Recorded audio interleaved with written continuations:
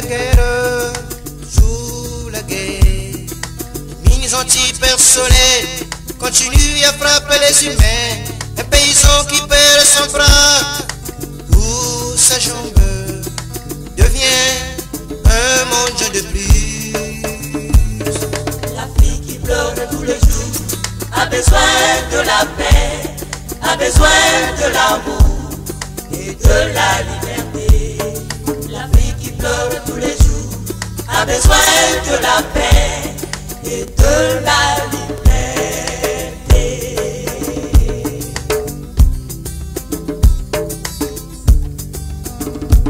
Regardons autour de nous, combattons les dégâts causés par les guerres. Regardons autour de nous, combattons combien de victimes de guerres civiles. L'Afrique n'a plus besoin d'armes, mais du travail pour tout le monde. L'Afrique qui pleure tous les jours a besoin de la paix, a besoin de l'amour et de la liberté. L'Afrique qui pleure tous les jours a besoin de la paix.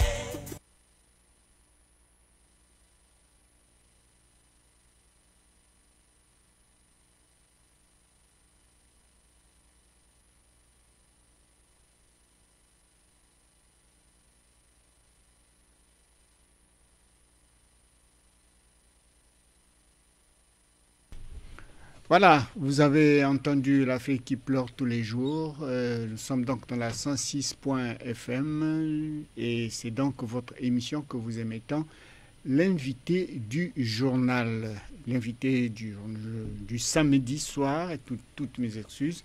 Nous sommes samedi aujourd'hui parce que le journal est déjà passé. L'invité du samedi. Et aujourd'hui, nous allons recevoir une personne que vous allez connaître, nous allons tous connaître. Mais avant qu'il ne se présente, monsieur, bonsoir. Bonsoir. L'Afrique qui pleure tous les jours. Ça vous dit quelque chose? Non, je n'ai jamais écouté cette chanson, mais je viens de l'écouter ici. Bon, l'Afrique qui pleure tous les jours. Oui. Bon, mais certainement que vous avez des éléments pour nous démontrer que l'Afrique pleure tous les jours, parce que l'Afrique, dans sa globalité, tous les pays de l'Afrique ne présentent pas les mêmes problèmes. Donc les pays du du Maghreb, les pays de l'Afrique du Sud, tout comme les pays de l'Afrique australe, en terminant par ceux de l'Afrique centrale. Ceux de l'Afrique centrale, nous n'avons pas les mêmes problèmes. On ne pleure pas de la même manière. Donc l'Afrique ne pleure pas, on ne pleure pas de la même manière, mais au moins il y a des pays en Afrique qui pleurent. Bon, de manière globale, tous les pays du monde ont des problèmes. Si les problèmes peuvent être considérés comme étant les supports pour que chaque pays pleure, mais chaque pays a des problèmes. Voilà, donc nous avons là Monsieur Mbenze, vous êtes membre de l'Union panafricaine pour la démocratie sociale, l'UPADES, et vous êtes également conseiller au conseil municipal et départemental de Pointe-Noire. Alors, exactement, M. Mbenze, dites-nous qu'est-ce que vous êtes là-bas.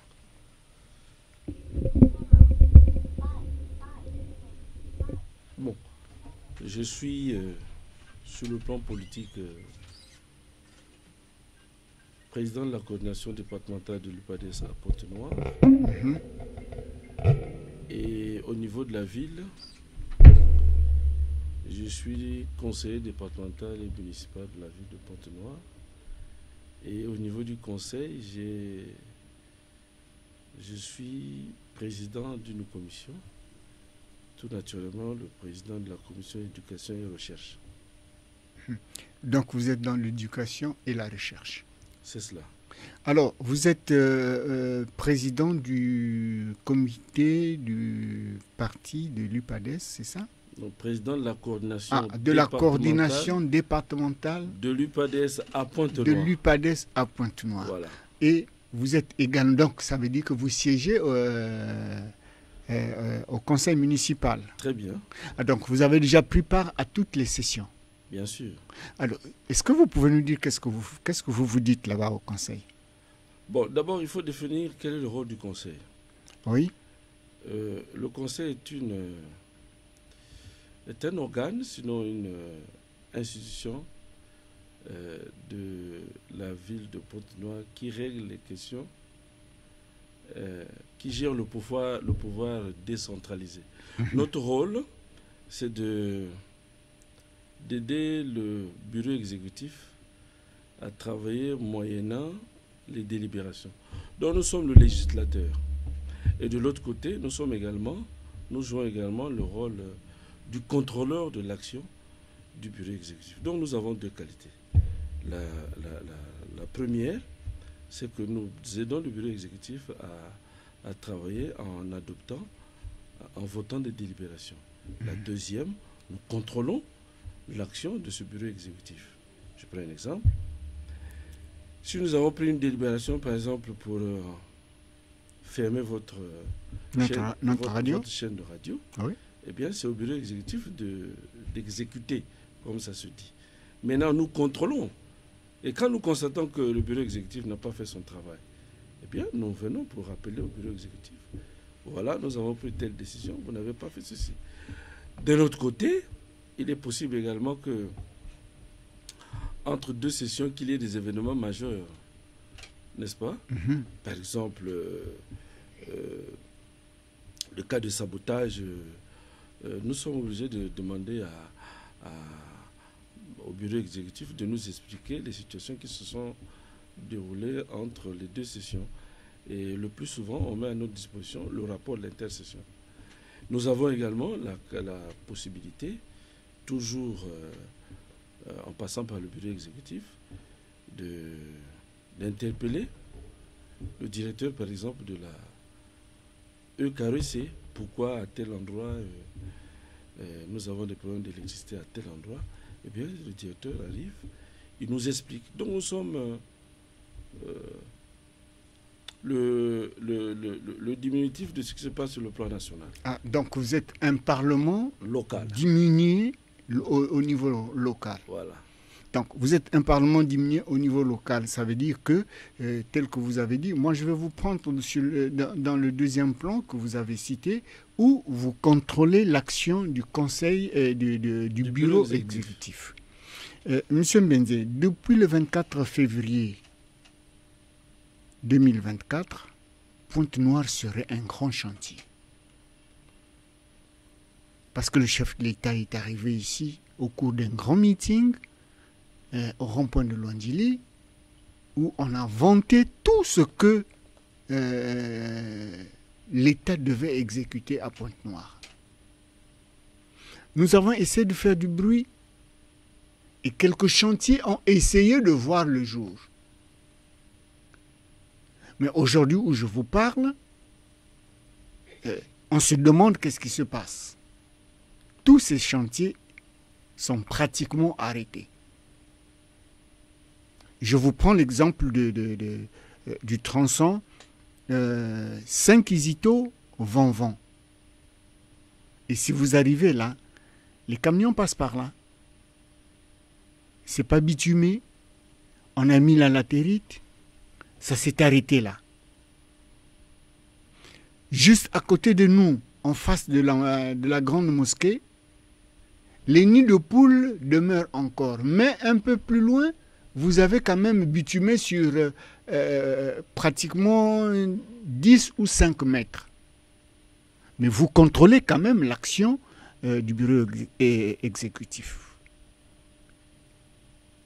Est-ce que vraiment vous contrôlez cette action du bureau exécutif?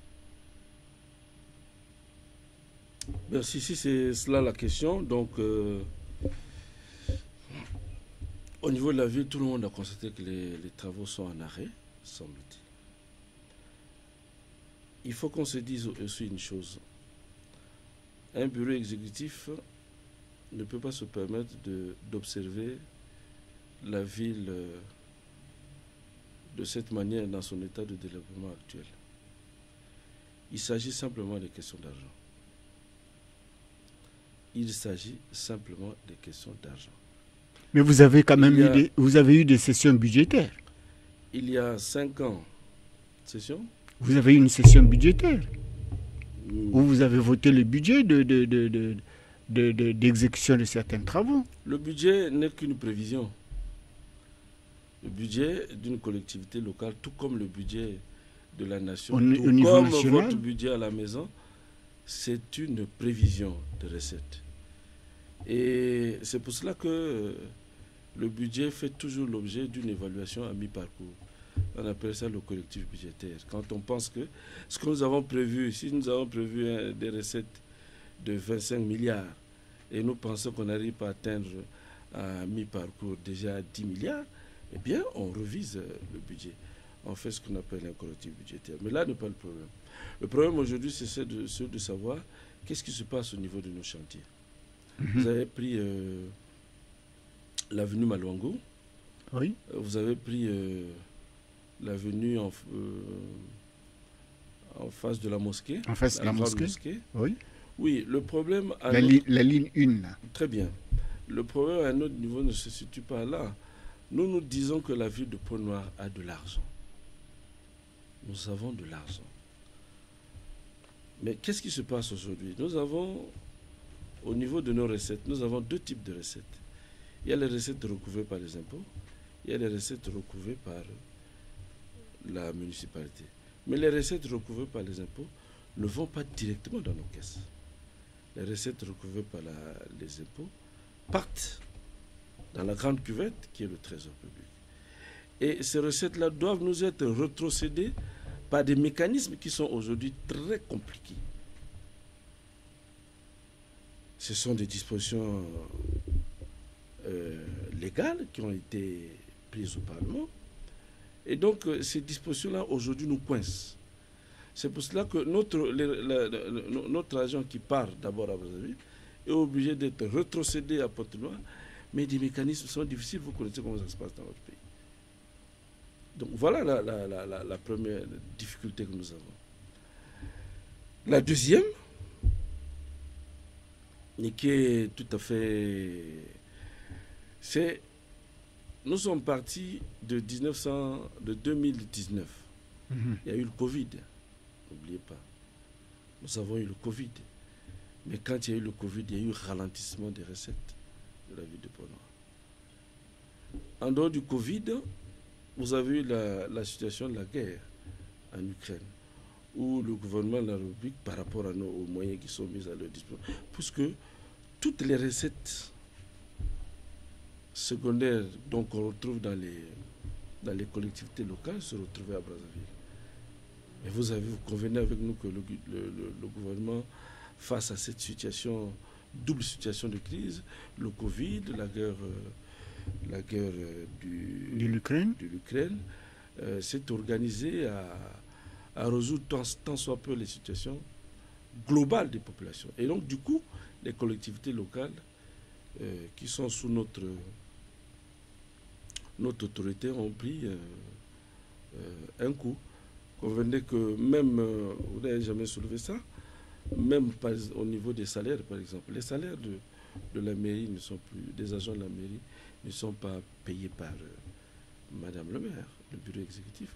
C'est le gouvernement qui a pris la responsabilité de payer notre... Oui, parce que puisque vous parlez des salaires des agents de la mairie, il y a 2 jours, la mairie de l'arrondissement 4 était hermétiquement fermée. Oui, justement. Mais les agents, bon, vous êtes d'accord avec moi que quand quelqu'un a faim, il peut se permettre d'afficher les comportements qu'il faut. Mais là, moi, je vous apporte là des informations utiles. Ça ne relève pas de la volonté de Madame le maire. Je ne peux pas me permettre d'avoir autour de moi des agents que je ne paye pas par ma propre volonté. Ce n'est pas possible. Le gouvernement a pris la responsabilité de payer les salaires des agents de la mairie. Je vous ai dit en amont que nos recettes recouvrées au niveau des impôts sont reversées dans la grande assiette du trésor public. Donc la rétrocession se fait de manière très difficile. Et donc les salaires des agents de la mairie, c'est pris en charge par le gouvernement de la République. Parce qu'on avait dit un salaire payé à la fonction publique, un salaire payer aux agents de la mairie. Malheureusement, le rythme ne se fait pas de la même manière. Bon, la question, il ne faut pas poser ça au conseiller que je suis. Nous sommes, je vous ai dit tout à l'heure, nous avons un pouvoir décentralisé. Nous sommes législateurs. Et notre rôle, comme je l'ai défini en amont, par exemple la situation des salaires, c'est nous posons la question au bureau exécutif qui nous donne la démarche. Donc les agents de la mairie ont certainement raison de demander leur salaire. Mais c'est au gouvernement de répondre à cette question. Et le gouvernement, je pense, devait être sensible à cette douleur. Alors, vous dites que la rétrocession subit des mécanismes un peu difficiles et compliqués, mais au moins elle se fait. Elle se fait de manière timide. C'est pas tel qu'on voulait. Est-ce que cette timidité ne peut pas permettre au bureau exécutif d'exécuter certains travaux? Pas de la manière dont nous voulons. Je vais vous donner un exemple. Nous avons, quand vous voyez le travail qui est fait au niveau de l'avenue Maluango. Vous avez dit que le compatriote qui a eu ce marché a fini de faire son terrassement et il a retiré ses engins. Il reste donc qu'on tire les enrobés. Ça veut dire mettre le goudron. Moi, j'ai fini ma tâche. Quand il a fini sa tâche, n'est-ce pas? Eh bien, c'est un autre opérateur économique qui doit intervenir. Alors, cet opérateur économique qui doit intervenir doit amener quoi? Le goudron. Et nous sommes à 2 mois, sinon 1 mois et demi de l'arrivée de la saison de pluie. Vous êtes sûr que moi, maire de la ville, je suis heureux de constater que la phase de terrassement est finie. On risque de tirer les enrobés. Je n'ai pas le goudron. C'est des questions d'argent. Je pense qu'au moment où nous parlons, nous lançons là un cri d'alarme au gouvernement de la République de créer des conditions pour que l'argent de la mairie qui sommeille dans les caisses du trésor soit rétrocédé de manière très rapide pour éviter que l'investissement que nous venons de faire à Maluango puisse être un investissement nul.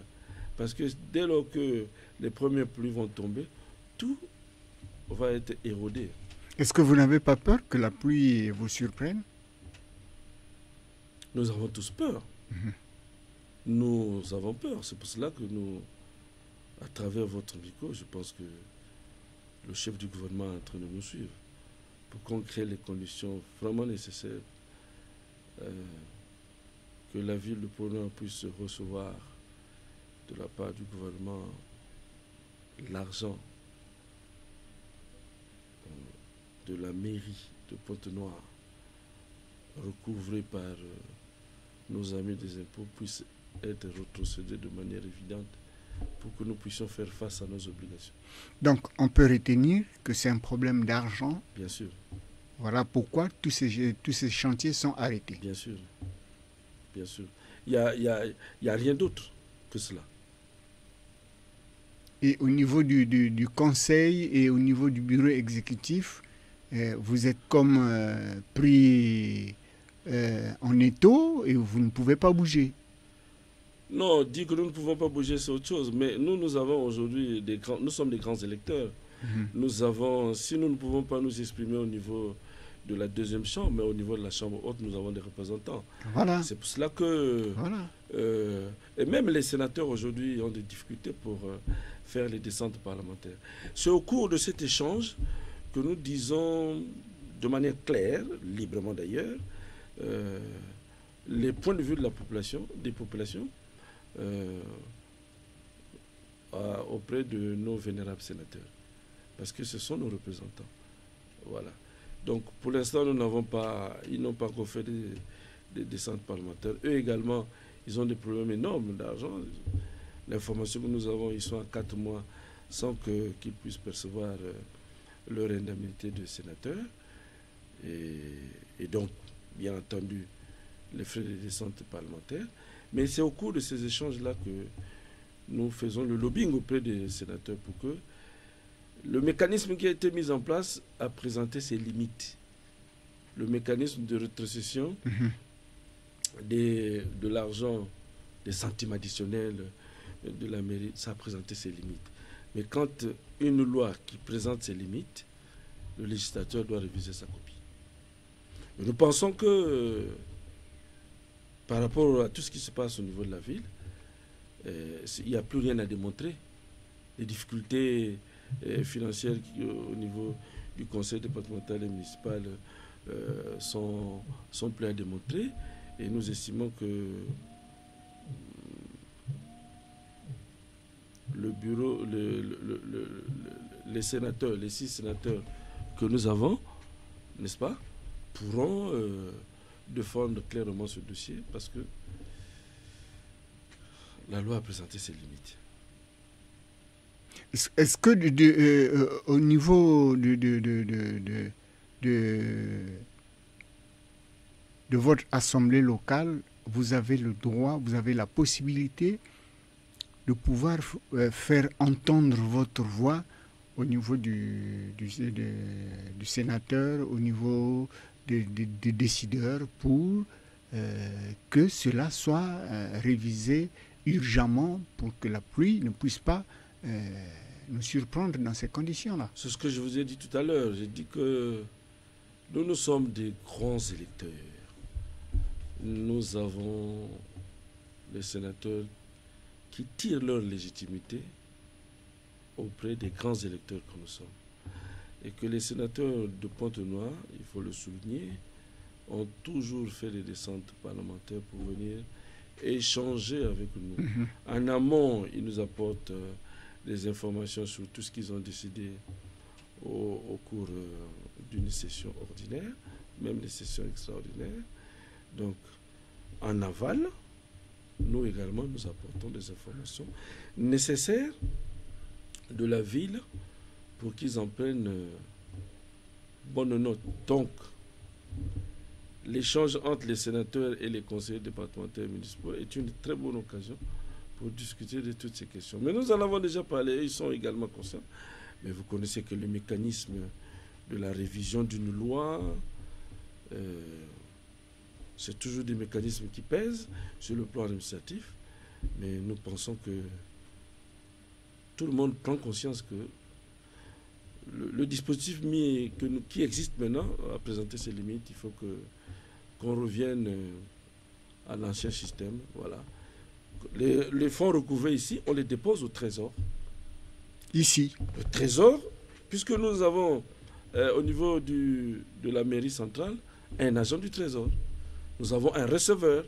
Donc il serait élégant que lorsque on a recouvré les fonds de la mairie ici à Pointe-Noire, ça ne sert pas d'aller loin. Nous avons une partie du Trésor à la mairie. Déposer l'argent là-bas et qu'on en fasse bon usage. Hein? Et nous savons également qu'il y a des contrôleurs d'État qui viendront contrôler comment vous avez fait pour gérer l'argent. Mais quand l'argent fait un tour à Brazzaville, ça revient à Pointe-Noire, c'est trop lourd. Entre-temps, on fait quoi? On ne peut pas acheter le goudron. Vous avez vu comment on a élargi la route de l'avenue Melango? C'est extraordinaire si on nous tire les enrobés. Mais ça traîne. Ça traîne. C'est dommage. C'est dommage, toute la population en parle parce que lorsque nous sommes passés par là, certains nous disent que les fonds qui ont été alloués à l'enrobé ont été envoyés à d'autres chapitres. Donc beaucoup de langues sont en train de se délier, chacun dit ce qu'il pense. Et nous pensons qu'aujourd'hui, avec Monsieur le conseiller, nous avons eu la vraie version. Alors, revenons maintenant sur ce qui vous regarde exactement sur votre département de la recherche et de l'éducation et recherche. L'éducation et de la recherche. Comment vous faites, comment vous menez votre éducation et comment vous menez votre recherche? Est-ce que vous avez aussi la possibilité de vous rapprocher de la direction départementale de l'enseignement et autres? Très bien. Bon, déjà, il faut retenir que nous sommes dans une phase expérimentale. Vous savez qu'on a parlé de la décentralisation dans notre pays. Bien. La décentralisation en ce qui concerne la situation particulière de la ville de Pointe-Noire et de Brazzaville, parce que Pointe-Noire et Brazzaville sont deux villes qui ont une situation particulière. La loi définit, n'est-ce pas, le fonctionnement de la ville de Pointe-Noire et de Brazzaville. Nous avons 5 membres au bureau exécutif, alors que dans d'autres localités, il y en a 3. Donc le caractère exceptionnel de ces deux villes relève donc de la loi. Bon, en ce qui concerne l'éducation et la recherche, le département dans lequel je suis président, le gouvernement a commencé à faire exécuter la décentralisation. Il y a eu 3 départements qui ont été retenus. L'éducation, la santé de base et l'entretien routier. Aujourd'hui, je peux vous donner là cette information, le gouvernement de la République met à la disposition du conseil départemental et municipal des fonds pour le fonctionnement de l'école de base ici. C'est-à-dire, pour l'instant, on paye les appelés, les communautaires. On a dit que les parents ne peuvent plus se cotiser pour payer les communautaires, sinon les bénévoles de l'enseignement. Aujourd'hui, c'est au niveau du conseil départemental et municipal que ceci se fait. Nos rapports avec la direction départementale de l'enseignement, oui, parce qu'à chaque fois qu'il y a des problèmes, avant la rentrée scolaire, le directeur départemental, les directeurs départementaux de l'enseignement viennent exposer au niveau du conseil départemental et municipal les préparatifs de la rentrée. Que ce soit à la rentrée, que ce soit avant les examens. Les directeurs départementaux viennent pour dire aux conseillers, qui sont des grands électeurs, les représentants des populations de la ville de Pointe-Noire, ce qui se passe à l'intérieur de ce département avant les examens, avant la rentrée scolaire. Mais comme nous sommes dans une phase expérimentale, n'est-ce pas? Et donc pour l'instant, nous sommes pas trop ancrés dans la gestion des établissements, tout au moins en ce qui concerne l'école secondaire. Nous ne sommes pas encore très ancrés, mais pour l'instant, nous sommes d'abord en train de régler les questions des communautaires. Après, on va regarder la suite. La feuille de route n'est pas encore exhaustive. Maintenant, s'agissant de la recherche, bon, quand vous êtes dans un département où on parle de la recherche, vous allez dans tous les sens. Vous pouvez aller regarder ce qui se passe au niveau de la santé. Vous pouvez aller, par exemple, aujourd'hui, il y a des grèves au niveau de la santé. Le chef du département, le président de la commission éducation et recherche peut, en ce moment-là, aller sur le terrain, regarder, faire une fiche à madame la présidente pour dire, bon, voilà ce que nous avons constaté sur le terrain. Parce que c'est ce que je ne vous ai pas dit, c'était moi en amont. Si nous sommes législateurs, d'accord, nous évoluons en fonction des textes. Mais le bureau exécutif a un dédoublement fonctionnel. D'accord. Le bureau exécutif est à la fois, surtout madame la présidente du conseil départemental, et à la fois, c'est deux personnes en une, allais-je dire. C'est-à-dire, madame la présidente du conseil départemental, elle est présidente du conseil départemental quand elle est devant nous. Donc, elle reçoit de nous les leviers juridiques pour travailler, et elle devient maire de la ville quand elle exécute. C'est pourquoi on parle qu'elle a un dédoublement fonctionnel. D'accord? Au même titre que les 2 adjoints au maire. Voilà.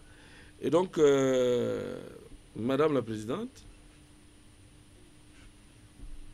est obligée elle joue ces 2 rôles, un dédoublement fonctionnel. Voilà. Voilà, madame la présidente joue ces 2 rôles. Est-ce que à ce jour, ces 2 rôles sont accomplis normalement et Oui. dans les délais tels que c'est prévu par la loi. Non, mais elle a ses 5 ans. 5 ans, elle joue les deux rôles. Hein. Elle prend les informations juridiques sur nous, elle va sur le terrain, elle exécute, elle les met. Mais pourquoi nous sommes arrivés là? Le législateur est arrivé là. Mais parce que c'est une expérience que nous avons déjà connue dans ce pays. Entre 92 et 97, on a tenté, on a commencé à initier la décentralisation. Souvenez-vous qu'ici, au niveau de la ville de Pointe-Noire, il y avait dans chaque arrondissement un président du conseil d'arrondissement et puis un maire. Nous avions au niveau de la mairie, la ville, il y avait le maire de la ville et puis un président du conseil départemental du Koul. Quand la ville de Pointe-Noire n'était pas encore dans son indépendance. N'est-ce pas? Mais cette cohabitation a créé un désordre. Cette cohabitation a créé un désordre. Vous êtes là dans ce pays depuis longtemps. Je crois qu'entre 92 et 97, vous étiez là. Bien sûr. Vous saviez comment, on est obligé de citer les noms, hein, comment Goman Lefort et Tistel vivaient, comment Mouachita Lumumba, comment Tsiba Jean Polner travaillait avec le président Castanou. Donc, le législateur, après avoir constaté tout ça, il a préféré mettre une personne avec 2 fonctionnalités. Et ça marche. Ça marche. Parce que vous avez reçu... Ça aurait été le contraire, on devait passer par des conflits inutiles, certainement des motions de censure, des motions de carence, des motions. Je pense que tel que c'est fait, c'est plus élégant. C'est plus élégant. Nous jugeons la présidente du conseil départemental et municipal quand elle est en face de nous. Les travailleurs, l'administration juge madame quand elle est en face des travailleurs. Je crois que c'est mieux comme ça. C'est mieux comme ça. Et au niveau de votre parti, vous êtes d'abord membre d'un parti et vous êtes là-bas au conseil. Est-ce que votre voix ne se fait pas entendre, votre voix du parti ne se fait pas entendre au conseil en tant que membre du parti? Bon, il faut déjà que je vous dise que là-bas, on ne fait pas de la politique. Hein. Ah bon? Non. C'est le bon sens. Là-bas, c'est le bon sens de tout le monde. Non, c'est le bon sens. On n'a pas besoin de faire de la politique à ce niveau-là.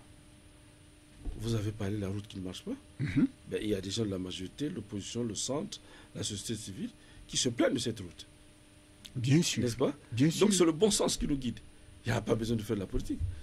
Moi, président du conseil départemental, non, président de la coordination départementale de l'UPADES, je viens, je dis que ici ça ne marche pas.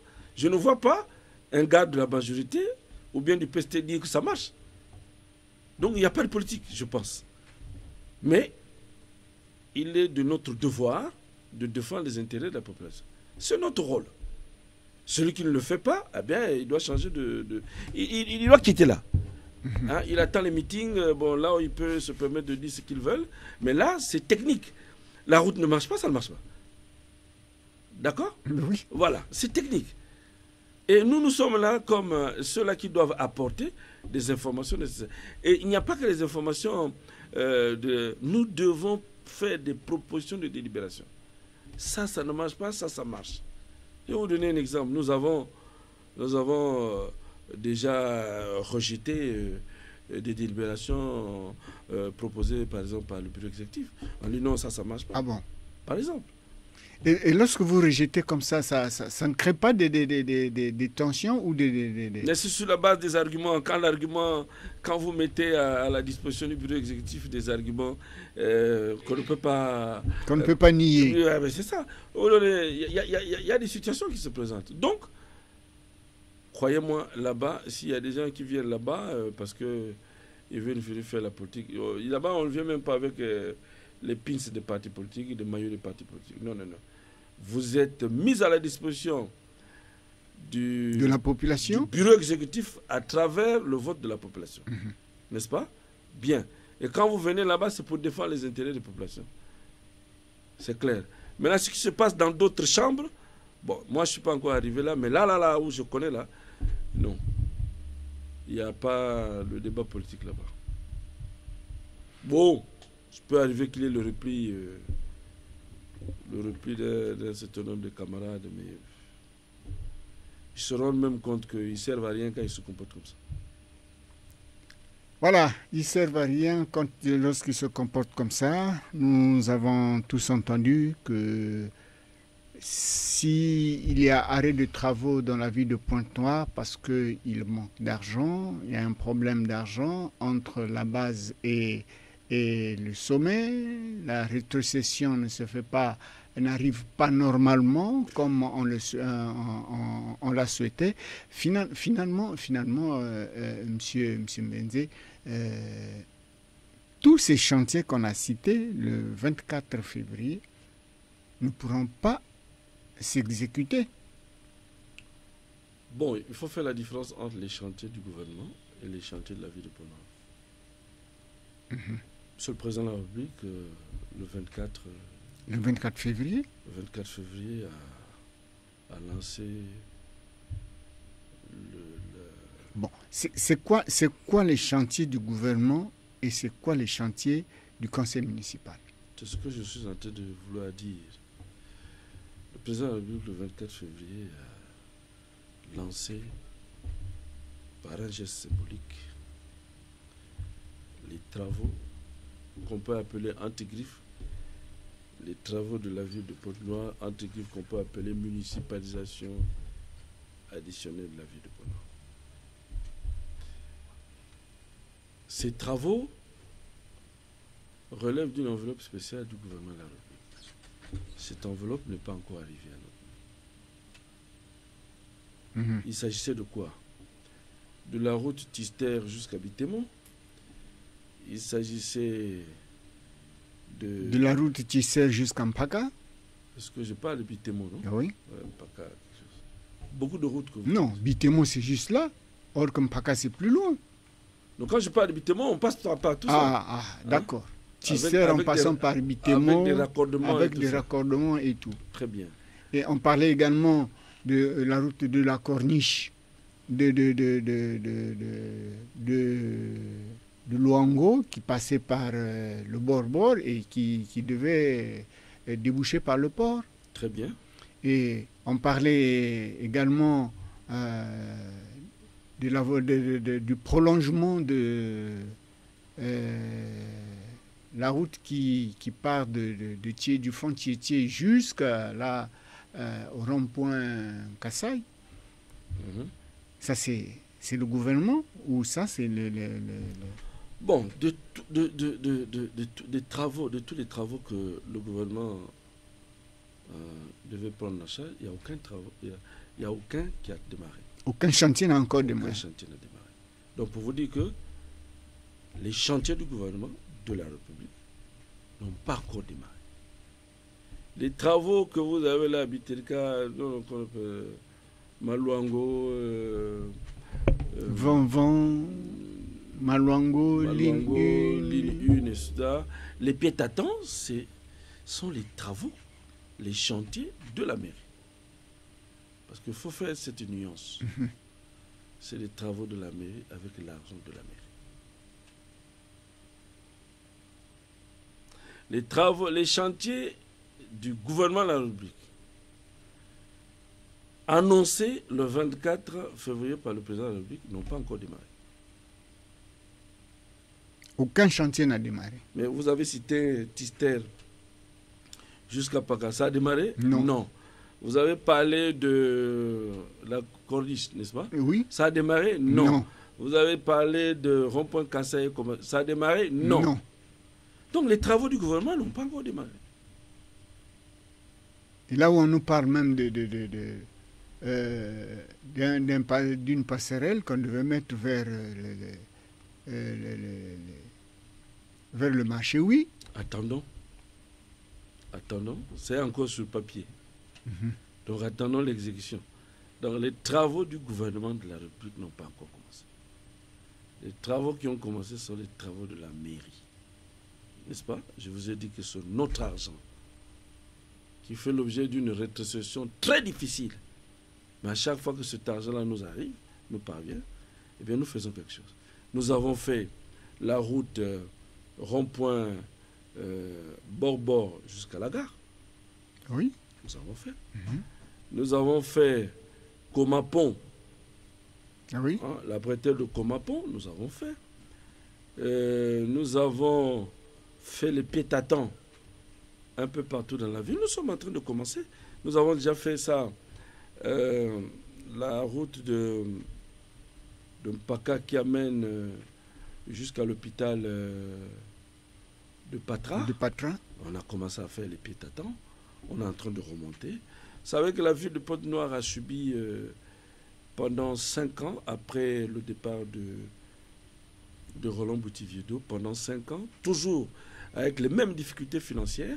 C'est bien entendu en ce moment-là qu'on a commencé à prendre des lois qui ont corsé la rétrocession. Ajoutez à cela ce que vous avez dit en amont, la guerre de l'Ukraine et puis le Covid. Voyez-vous que pendant ces 5 ans, il y a eu beaucoup de difficultés. Beaucoup de difficultés. Et donc la ville a subi 5 ans de délabrement sans qu'on y fasse quelque chose.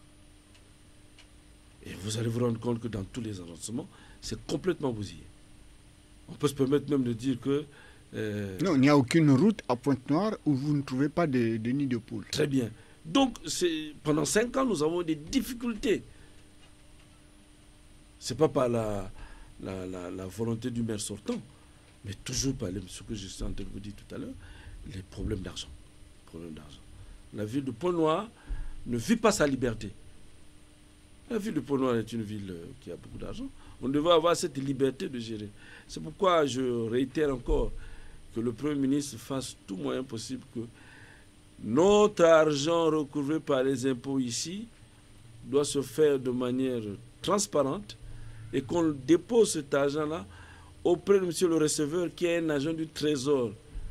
Qui est là à la mairie. Qui est là affecté à la mairie. Mais avec des rôles. On a recouvré 10 000, n'est-ce pas? Mais parce que les 10 000, on a vu 4 magasins. Il faut connaître ce mécanisme-là. Et jusque-là, ça ne marche pas.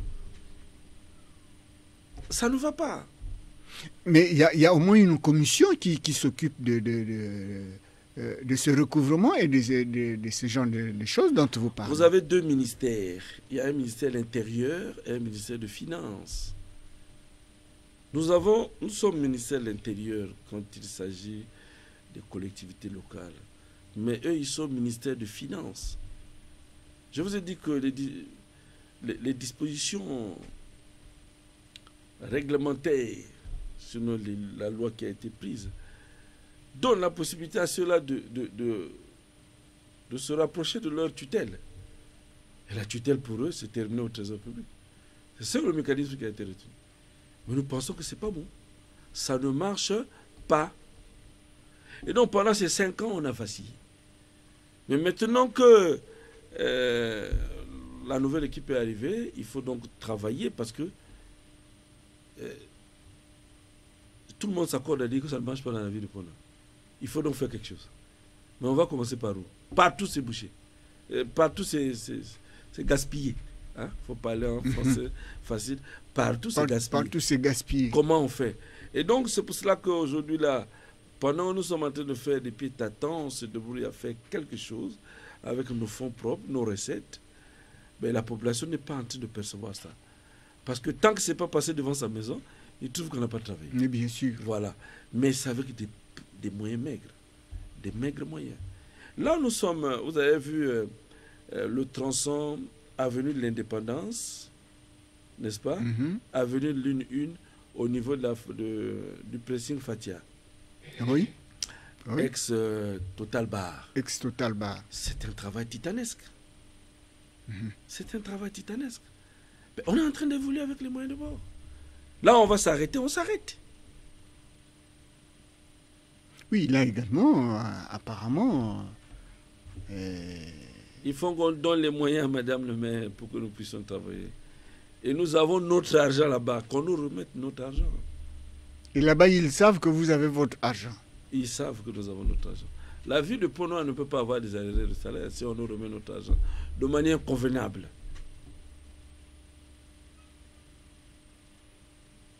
N'est-ce pas? Voilà. Et là encore, il faut qu'on vous dise que, s'agissant de nos recettes, en dehors de l'argent recouvré par les impôts qui se retrouvent à Brazzaville, il y a aussi le fait que on nous retire 30% de nos recettes qu'on verse au conseil départemental du Kouilou.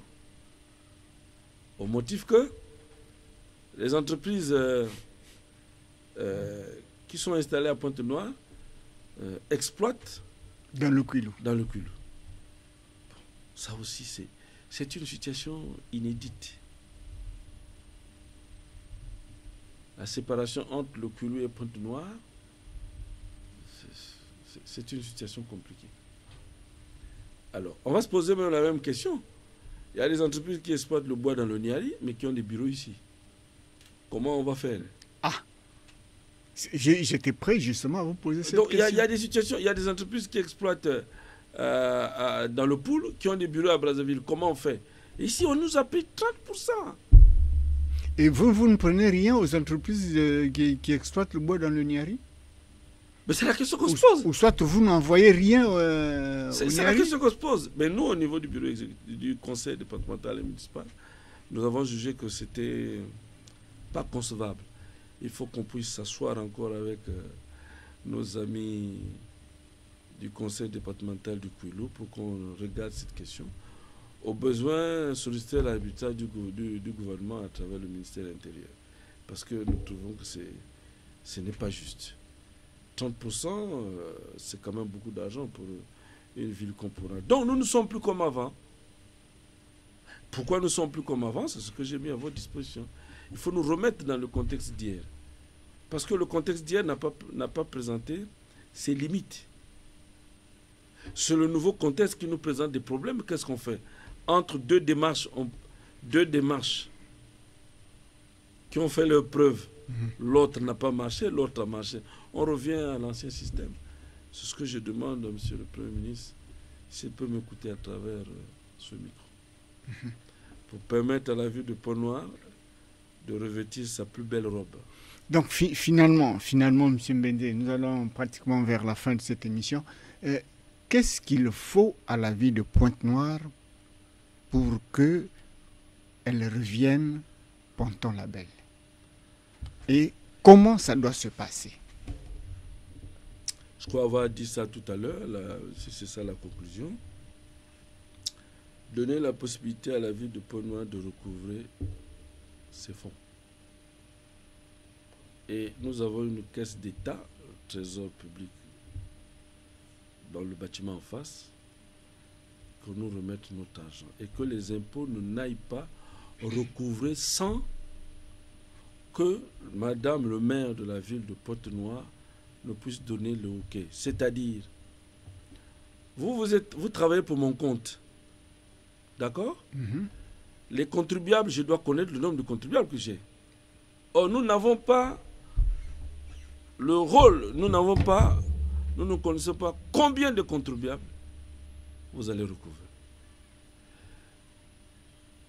Quand l'agent des impôts arrive sur le terrain avec le papier des impôts, moi, Madame le maire, je dois savoir que j'ai signé 1000 carnets, n'est-ce pas? Les 1000 carnets doivent me revenir.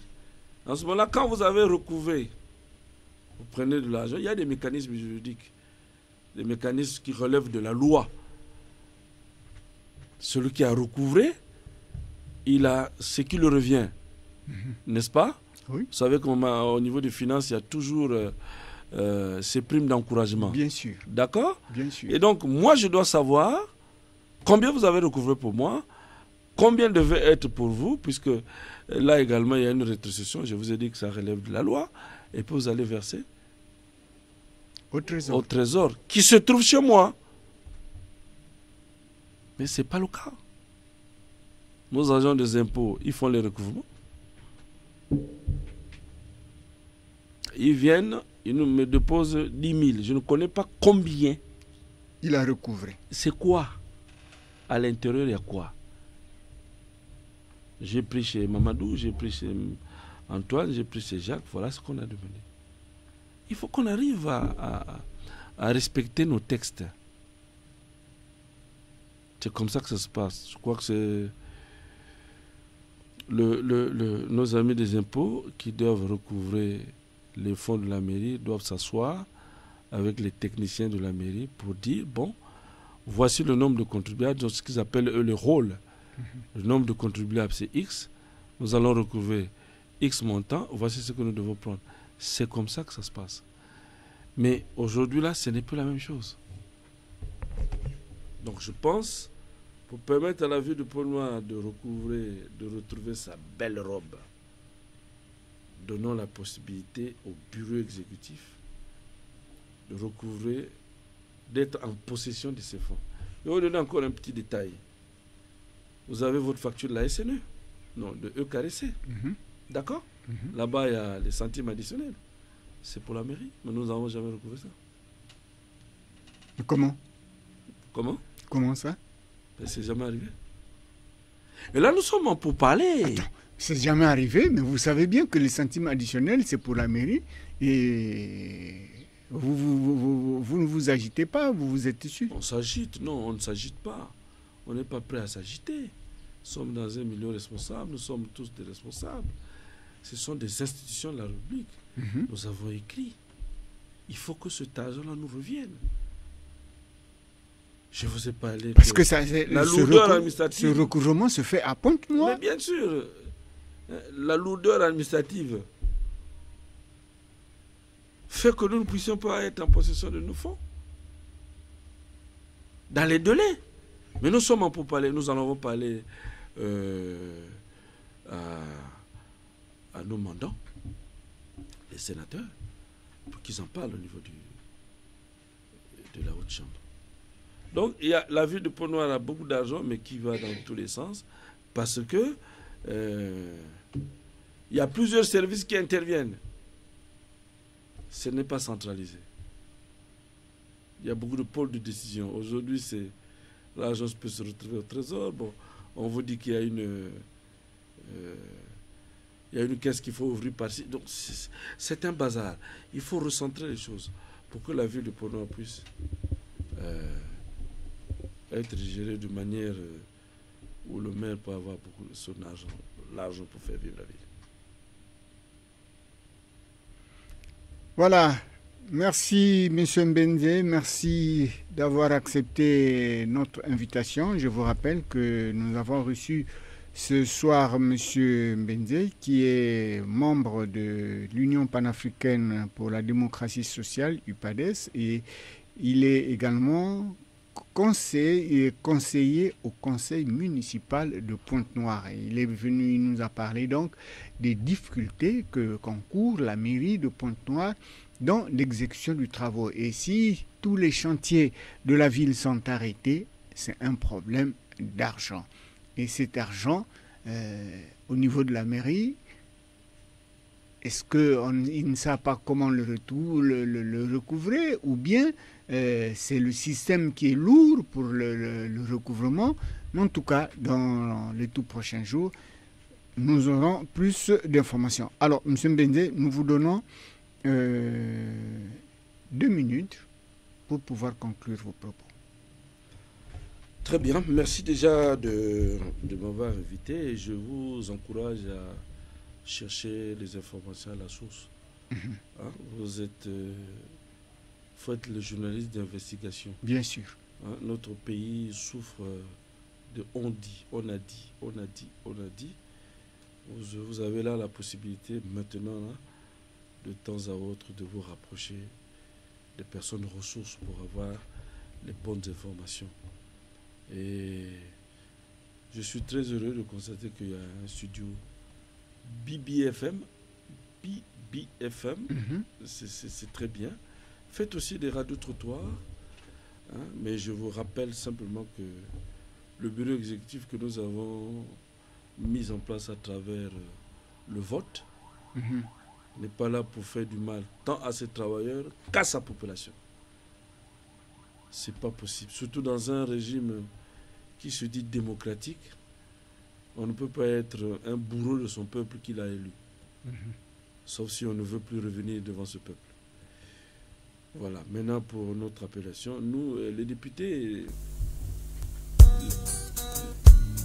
Les députés, on les appelle, les sénateurs, on les appelle vénérables sénateurs.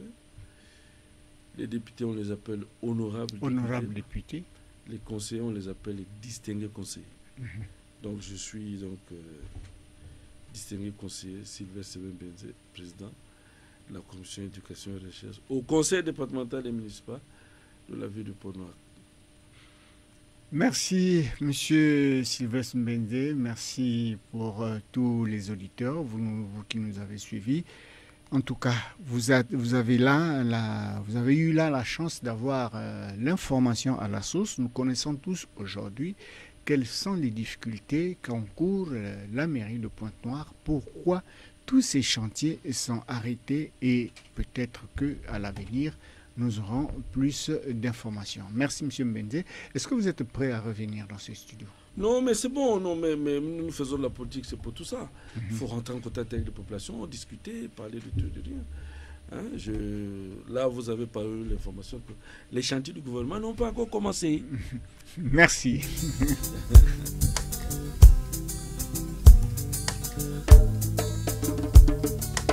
Non. Regardez votre casse.